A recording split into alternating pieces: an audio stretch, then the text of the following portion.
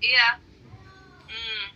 Saya mau tanya nih, anak saya usia 5 tahun, dia cenderung kurang interaksi dengan teman-teman di sekolah. Pola asuh bagaimana yang harus kita terapkan untuk merubah sikapnya agar mau berkumpul dengan teman-temannya? Oke, baik, kita pahami dulu gitu ya terkait perkembangan psikologis, psikososial gitu. Bagaimana seseorang berinteraksi dengan lingkungan sosialnya. Anak usia 3-5 tahun, tugas perkembangannya secara psikologis adalah inisiatif. Gitu, inisiatif versus guilt atau rasa bersalah gitu. Kita mulainya dari mana nih? Pertama adalah dengan banyak melibatkan anak di rumah dulu. Kita munculkan kepercayaan dirinya dulu.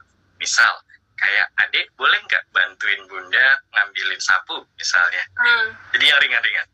Jadi anak kita bangun dulu kepercayaan dirinya di rumah.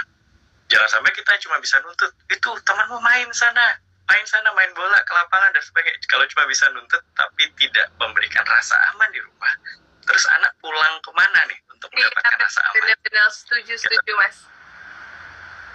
Jadi di 3-5 tahun itu memang tugas perkembangan psikologisnya anak adalah inisiatif versus guilt. Jadi ketika anak itu tidak bisa menunjukkan sisi inisiatifnya, berkontribusi lah bahasanya terhadap hal-hal kecil, anak akan merasa bersalah. Kok aku nggak bisa ya? Kok aku nggak mampu ya? Gitu.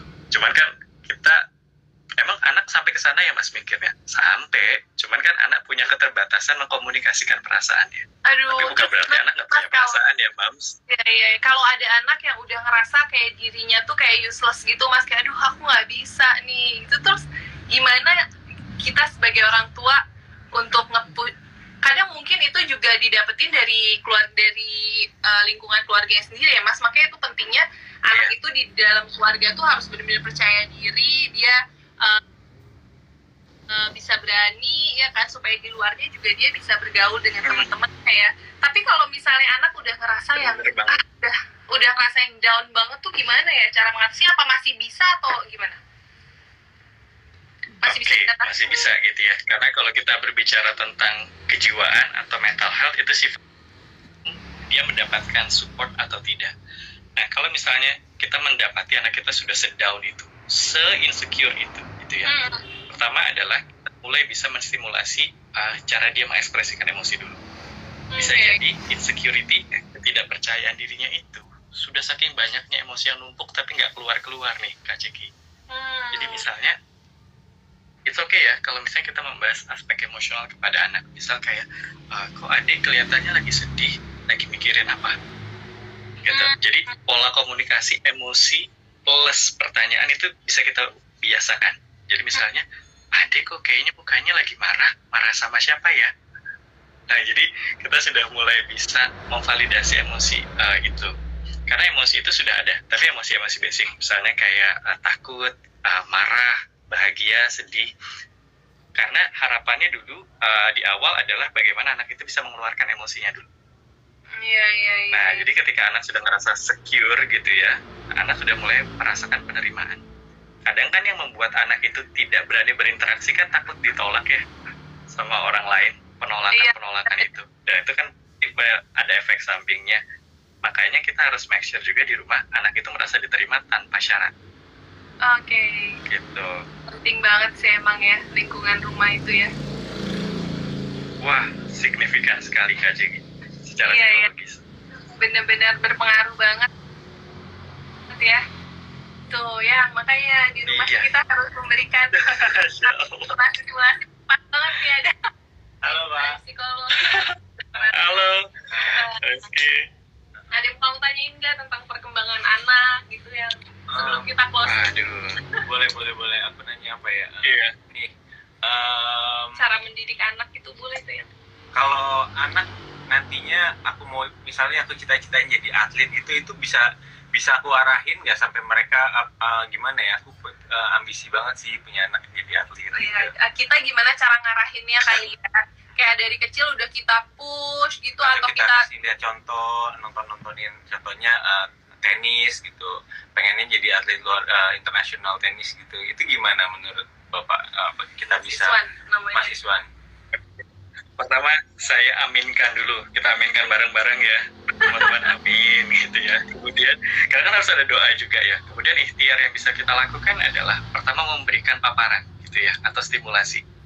Apalagi ini kan antar masih di bawah 5 tahun ya, golden age banget, apa aja diserap. Kalau pengen lebih nampol lagi tuh, efek sugestinya orang tuanya biar jadi atlet, beneran dihadirkan, oke, pengen jadi petenis nih, mainnya di lapangan tenis. Jadi pembiasaan sifatnya. Gitu. Karena anak ketika sudah dapat sumber kesenangannya, iya, jadi nggak hanya secara visual, tapi beneran, ini bola tenis, ini raketnya, ini lapangannya, ini netnya, anak mengeksplorasi. Gitu. Jadi sangat bisa diarahkan. Gitu. Tapi kita juga kasih bahasanya support yang bisa kita berikan adalah misalnya kita coba masukkan ke kelompok olahraganya juga. Jadi nggak hanya terkait kesenangan, tapi dia juga mendapatkan teman bermain di sana. Karena kan krusialnya anak-anak kadang nggak mau main atau mengikuti permintaan orang tuanya, nggak ada temannya pak, gitu. Iya, Jadi gitu. kita juga harus make sure dia punya teman di sana. Karena di bawah 12 tahun itu masanya bermain semua. Tapi terkadang orang tua lupa kalau anak juga butuh itu. Jadi paparannya itu pembiasaan plus circle-nya gitu ya. Ada teman mainnya apa enggak di situ. Biasanya akan termotivasi. Anak main sambil berolahraga jadinya. Iya sih, atau kalau misalnya kamu sebagai orang tua, kamu suka tenis, kamu langsung ajak langsung, kamu kasih contoh ya mas ya. Kadang kan ada misalnya jadi orang tua, paparan. iya, kadang kan ada misalnya anak yang ini deh misalnya masalah kuliah aja deh mas gitu. Lo jurusan apa? Jurusan ini. Kok sekarang kerjanya ini? Iya, itu dulu kuliah kan nyokap gue yang mau gitu. Jadi gimana ya supaya tuh maksudnya anak tuh tidak merasa terpaksa juga gitu. Kita sebagai orang tua harus kayak membebaskan apa gimana sih? Ya. Kok mati ya?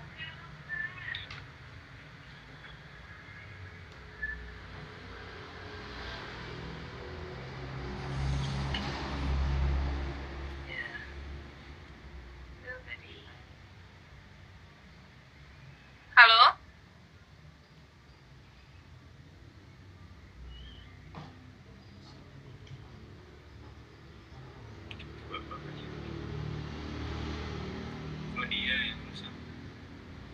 Halo.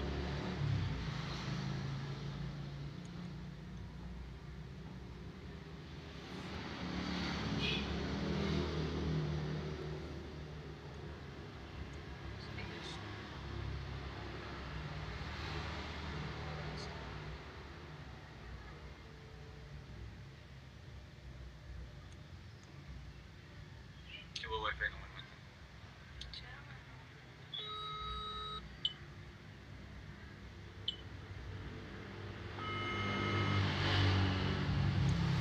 Halo?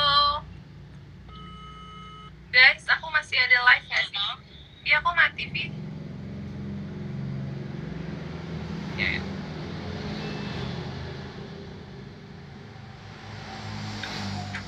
Guys, aku masih kelihatan live nggak sih di kalian? Jadi malah Zaki yang makan bisa. Ya, padahal lagi seru banget ngobrolnya sama Mas Iswan tentang tumbuh kembang anak, tapi nggak tahu kenapa tiba-tiba keputus gitu aja. Padahal kita udah live hampir 1 jam. Aduh, bingung juga ya. Oke deh, pokoknya untuk teman-teman semua yang udah nontonin live kita tadi, yang udah mengikuti sesi live kita tentang tumbuh kembang anak sama Mas Iswan, tentang pola asuh anak, terima kasih. Terima kasih banyak udah nonton kita ya guys. Mudah-mudahan apa yang tadi kita sharing, kita tanya jawab itu ada manfaatnya untuk kalian semua gitu. Tuh koneksinya error Mas Iswan. Iya, kalau gitu aku mau ucapin terima kasih untuk Mas Iswan. Terima kasih banget atas ilmunya yang udah diberikan sama kita sebagai orang tua baru. Mungkin para moms di rumah juga banyak pelajaran yang bisa didapat dari live kita tadi. Terima kasih banyak untuk semua yang udah nonton. Mudah-mudahan live kita menghibur. Kalau gitu aku langsung pamit undur diri aja ya guys. Assalamualaikum warahmatullahi wabarakatuh. Terima kasih semuanya. Jangan lupa jam 5 nonton sinetron Aku Titipkan Cinta di Antv ya. Jadi sekarang kalian bisa langsung aja standby nonton Aku Titipkan Cinta ya. Bye. Atau kalian bisa nonton juga di TikTok. Nah, kalian juga aku mau kasih tahu jangan lupa untuk download Klik Dokter